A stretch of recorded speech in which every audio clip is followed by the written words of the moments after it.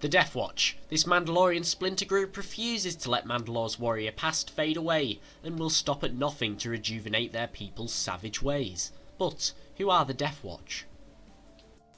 By 200 BBY, the Mandalorians found themselves at a crossroads in the wake of the Ithulin massacre. Here, the Mandalorians had almost wiped out the entire Ithulin species. Majority of the Mandalorians began to push for change from their barbaric ways, as they began to see these acts as dishonourable. A group named the New Mandalorians, which aimed to shed the Mandalorians' warrior culture and adopt a policy of pacifism and galactic neutrality, had become increasingly popular. However, there were many who believed that Mandalorians should keep to their warrior code. This led to the Mandalore, or leader of the time, creating the Super Commando Codex. This was the guidelines that Mandalorians who wanted to be warriors would follow. As opposed to fighting for Mandalore, the Mandalorians would act as highly paid, honourable mercenaries, going by the name True Mandalorians. The True Mandalorians and New Mandalorians worked apart in relative peace, with Mandalorian systems acting as a neutral reformed peace-seeking sector, and the True Mandalorians would fight around the galaxy as the highly paid mercenaries. However, one fierce Mandalorian warrior named Tor Vizsla disagreed with the two groups, believing that it was every Mandalorian's right and duty to conquer the galaxy, and he attracted like-minded individuals to his new group, the Death Watch. The Death Watch would raid and plunder whatever they pleased, and although they were formed from formidable warriors, they had little honour or discipline, making them an unpredictable opponent. Their brutal ways quickly made them an enemy of the true Mandalorians, and a war between the two groups quickly ensued.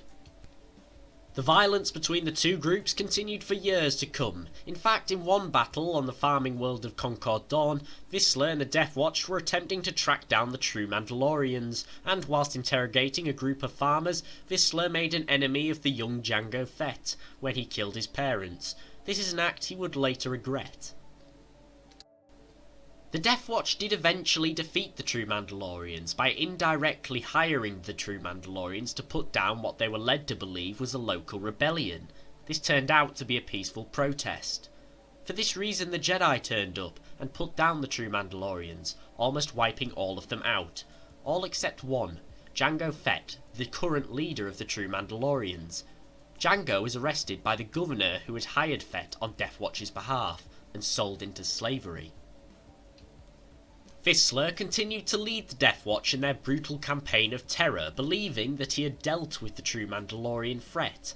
But 2 years later, Fett, who had escaped from slavery, boarded Tor Vizsla's ship, and in the fight that ensued, Vizsla was defeated when a pack of dire cats was set upon him. Leaderless, the Death Watch chose to adopt the Mandalorian strategy of Baslan Shevla, or strategic disappearance. With both the true Mandalorians all but destroyed and the Death Watch in hiding, the peaceful new Mandalorians ruled Mandalore undisputed. By the time of the Clone Wars, the Death Watch began to re-emerge secretly under their new leader Pre Vizsla, the governor of the Mandalorian moon Concordia. Pre Vizsla wanted to retake Mandalore from the new Mandalorians, however he knew his small collection of elite Death Watch soldiers would not be enough to take Mandalore. For this reason he turned to the Confederacy of Independent Systems and Count Dooku for assistance. Mandalore, being a neutral system in the war, could not be attacked by the CIS unless it broke its neutrality. Vizsla attempted to trick the Republic into believing that the ruler of Mandalore and the new Mandalorians, Duchess Satine, was creating a Mandalorian army for the Separatists.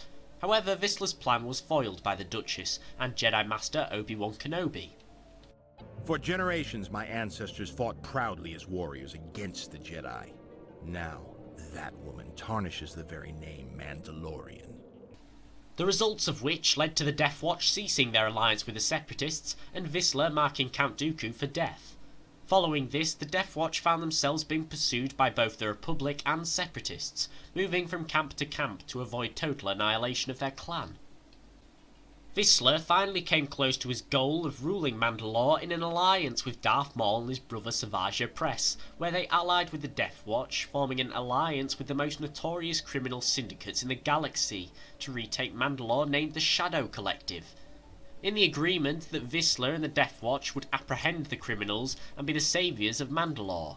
And after everything had died down, the criminals, led by Maul and his brother, would use the planet as a base of operations for their criminal empire.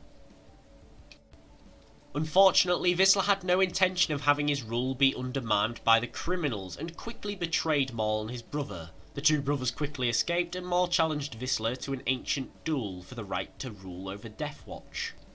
Despite his considerable combat experience, Whistler was defeated by Maul. This greatly impacted the Death Watch, with most of them following the Mandalorian code and choosing to follow Maul as their new leader. A small splinter group, led by Whistler's lieutenant, Bo-Katan, led a rebellion against Maul's rule, and with the help from Jedi Master Obi-Wan Kenobi, and an intervention by the secret Dark Lord Darth Sidious, they managed to put an end to Maul's rule, however destroying much of the Death Watch in the process.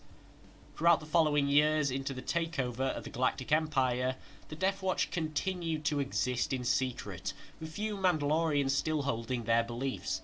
However, they would never truly return to threaten the people of Mandalore or the rest of the galaxy. Ultimately, the Death Watch represent a radicalized version of the Mandalorian Code, and it was their belief that it was their right to war across the galaxy that led to their final demise.